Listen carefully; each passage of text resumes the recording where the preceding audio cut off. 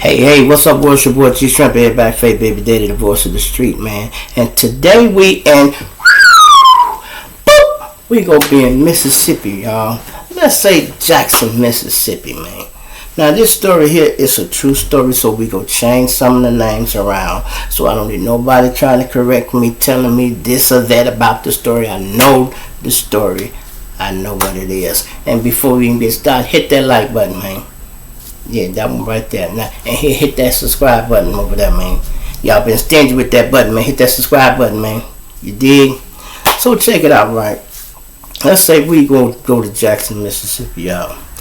Now, it was a guy down there that was selling drugs. Big timer, y'all. Let's say his name's Kino.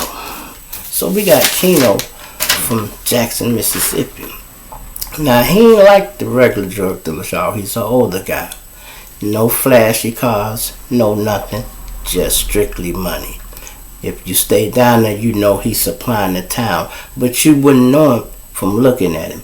He drive a raggedy ass truck, keep on regular clothes, and he gets his money and buries it out in his property that his family owns. You know, he's saving for a rainy day. I'm talking about him for saving for a storm, y'all. He's saving for a storm, right? So he doing his thing, but he a country nigga. So he didn't have a lot of connects. Every now and then, see, some of these guys in down south, they rely on the city boys to bring whatever they go bring down there. And then they be waiting on it to come back and forth, whoever in the town. It's like that. They don't really be having stable connects. Sometimes they do now, but sometimes they don't. And they always willing to find a new one. So, let's say Kino run low on the product, right? Now, city boys down here all the time. So, he see one of them, and he assume he got that shit, woo-woo. He say, hey, man, can you get me woo-woo? Yeah, I can take care of you. He want the whole thing, y'all. He want the whole thing. That's a brick. He want the whole thing. Now, the guy he talking to is not really a drug dealer. He look like one, but he's not. He really a stick-up boy. And stick-up boys, what they normally do is rob drug dealers, and they'll look good to the next nigga, riding slick and all that. And you'll be thinking he a hustler when he all the time he a stick-up man. And this how he would play you. Let's say something costs $30,000, right? You ask him, how much one of them things going for? Man, what? I be paying 30. Oh, I get to you for 15. What? 15, the whole thing. Yeah, 36 of them. Yeah, you will give me 36 of them for 15. Yeah, alright. He got you now. You feel me? That's how it goes. I'll tell you that story. That's somebody else do that. I'll tell you that story too. So, the man assumes Jerry can get him some shit. I don't know if I even had said his name yet. It's a nigga named Jerry. He's assumed he can get him some shit. He gives him, let's say, $30,000 to go get him a brick from the city, and bam, he go wait on it to come back. Well, Jerry ain't come back, y'all. He stayed gone. But Chino is patient. He's not rushing. He laid back, chilling. 30 days. Not even 30 days, let's say. 1 week, 2 weeks, 3 weeks, 4 weeks, 4.5 weeks. Now, after 30 days and a half a week, he figured, okay, the nigga done burnt me. You feel? Now he realized the nigga done ran off with the money. So what he do, he get some other nigga from down there who he think is a gunslinger or whatever. Tell him, hey man, that nigga ran off with woo-woo. Man, go up there and holler at that nigga. You know where he stay? Yeah, I know where the hell at. Man, I give you 10 stacks, go up there and woo-woo. He dropped a bag on the man, y'all. Guess what this nothing ass nigga Terry do? Instead of him going up there stepping on the nigga or staying out and just running off with the money, he goes up there and tell Jerry that Kino put a hit on him, y'all. You hear me? He told, goddammit, that Kino put a hit on him. That's what Terrio told Jerry. Now Jerry is mad than a motherfucker, cause he like, this nigga tried to pay to have me killed. So you know, naturally Terrio say, man, I ain't gonna do nothing to you. Let's go down there and we can rob him. He got more money than both of us. So now that's the plan. But when you're dealing with that situation, now you know Jerry is mad than a motherfucker. You hear me? He is mad. This nigga put out a hit on him. But Chino mad too. You ran off with $30,000 of my money, nigga. And then I paid 10 to get your touch, so I'm 40 in the hole. He 40 in the hole. Okay, so they goes down here, y'all, and I'm talking about, if I start crying, then I'll just go to the next page. They did the man bad, y'all. Caught up with the man. They said they beat him. His eyes popped out his damn head. Put him on the back of a truck and drug him down the highway for about 2 miles. Poured gas on him and set the man on fire. Now he's begging for his life in between these situations, right? And he taking where the money at. He digging up mad holes. I got money here, I got money there, I got money there. Just don't kill me. They ain't trying to hit. Jerry mad. You put a hit on me, nigga. Fuck the fact I ran off with your money. This is how this nigga is. Nothing ass nigga, both of them. They do that to the man. He deceased. He's out of here. Now, Chino has some relatives that was from the city up here. They were big time drug dealers too, but they didn't know it. Because I told y'all he was low key. And they were on his wife's side of the family. They wasn't his nephew, they was his wife's nephews, and she didn't want to get in that shit. Now, had they knew, he could have got it from his nephews, and this situation would not have even happened. But it did. When you ain't in that life and you ain't no hustler, you ain't no hustler. That's just what it is. So, naturally, they got to have the funeral. Young boys come to the funeral, everybody hurt. You feel me? Everybody hurt. Niggas leave, go back home, no thing. Now we starting to hear who did what, where they at. Come to find out, it wasn't just 2 of them. It was a nice about 6 or 7 of them. To the point where one of the family members like, you know what? These niggas done stepped on my people and down here just loose like that. She got all her people in the city. Hey, I want y'all to come down here and, see what's going on with these people. Okay. Because everybody hurt. You feel me? Everybody hurt. Now, they heard the nigga was in the city. They was looking for him in the city, but they never could catch up with him in the city. That's the one that lived here. Now, the ones down there, okay, they done pop back out. Okay. Naturally, his nephews bring a crew of motherfuckers down there. They looking for these guys, y'all. They looking for them. But they want to keep it quiet and they don't want to make too much noise. But when you bring a bunch of killers somewhere, that's all they want to do is kill. They don't know when to not kill. They just want to kill.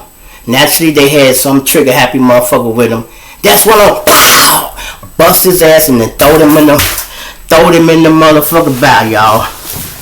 Throw him in the bow. He floating up the goddamn stream. He floating up the stream. Now all the people who was involved, they in. Hey man, them city boys down here, man, they looking for woo. What? Yeah. Y'all better watch it. They start peeking around. Can catch one, they caught one of them, beat the shit out of him, caught another, beat the shit out of him. Listen, when I tell you these niggas was turning themselves in left and right, I mean left and right. They chased one of them motherfuckers to jail, you hear me? They had got on his bumper, that motherfucker jumped in his car, and they was on his ass, y'all. You hear me? Literally on his ass. You know where that motherfucker went? He went to the police station.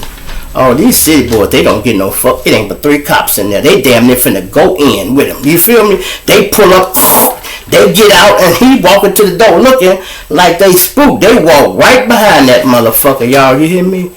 Walk right behind that motherfucker. And he went in there and went all the way to the back. Hey, I need to confess. What? He started talking. You hear me? He started talking. They sat out there for a while. They doubled back and figured he just go be in that shit. That nigga confessed to everything. He said, I don't need to be free. I don't need to be free because these city boys is going to kill me.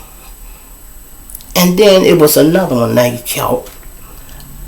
I think they caught him in the city.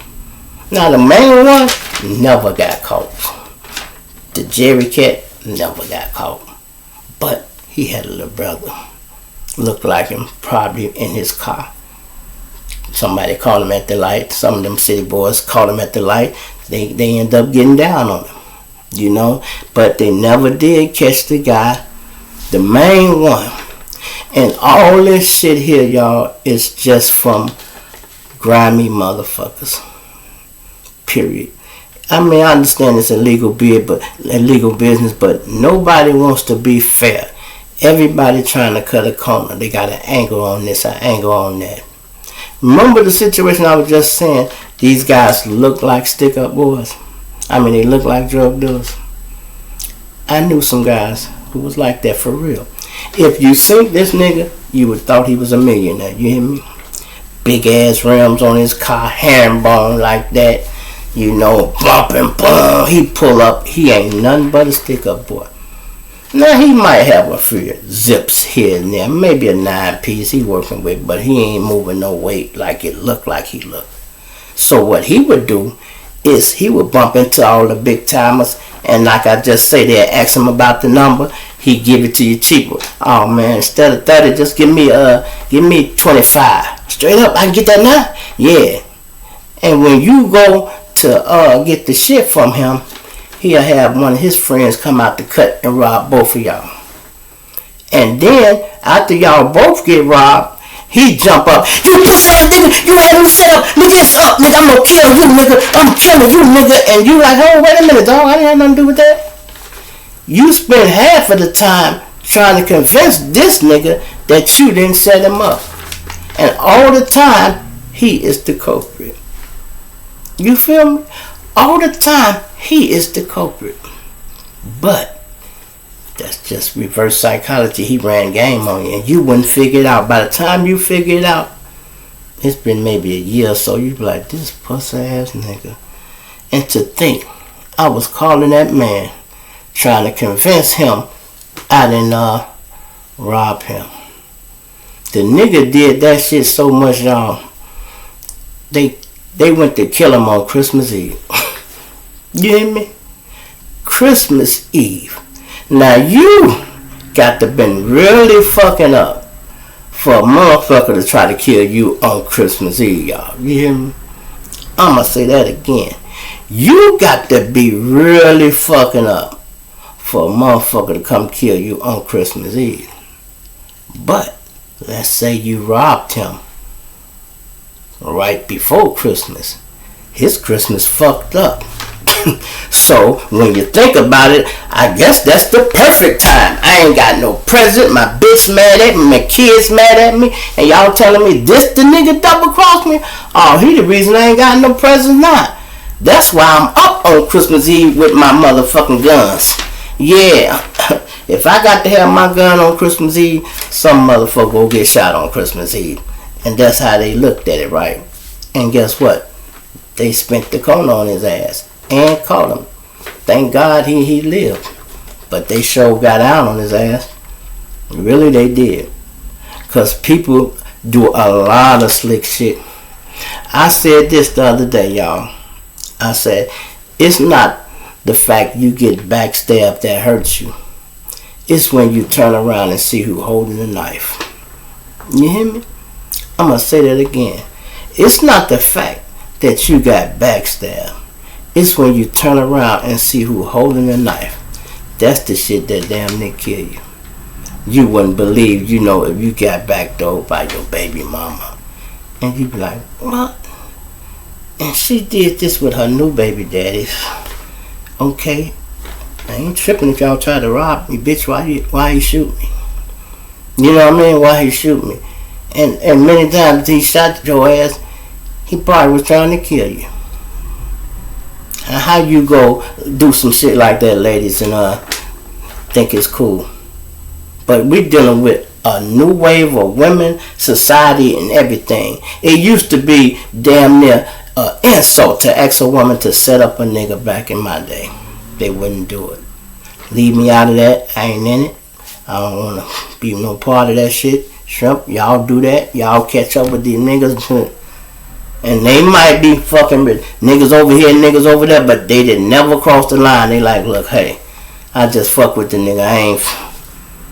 And that's how they try to play it. They try to stay out of it. Nowadays, these girls be so deep in the game.